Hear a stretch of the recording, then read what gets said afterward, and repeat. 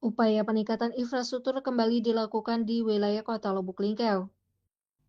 Kali ini proses perbaikan berlangsung di Jalan Fatmawati Soekarno, Kelurahan Masaseni, Kecamatan Lubuk Linggau Timur 2. Pekerjaan perbaikan dilakukan untuk menjawab keluhan masyarakat terkait kondisi jalan yang mulai mengalami kerusakan, seperti retakan, lubang, serta permukaan yang tidak merata sehingga mengganggu kenyamanan dan keselamatan para pengguna jalan.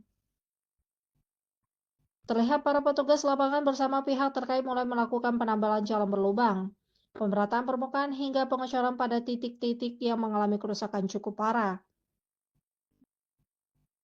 Kegiatan ini mendapat apresiasi dari warga sekitar karena dinilai sangat diperlukan, mengingat jalur tersebut merupakan salah satu akses penting bagi masyarakat, baik untuk aktivitas harian maupun mobilitas ekonomi. Dengan adanya perbaikan jalan tersebut diharapkan lalu lintas di kawasan Jalan Fatmawati Soekarno dapat kembali lancar, aman, dan juga nyaman. Warga pun juga berharap perawatan jalan dapat dilakukan secara berkelanjutan agar kualitas infrastruktur tetap terjaga dan memberikan manfaat jangka panjang bagi seluruh masyarakat Lubuk Linggau Timur 2.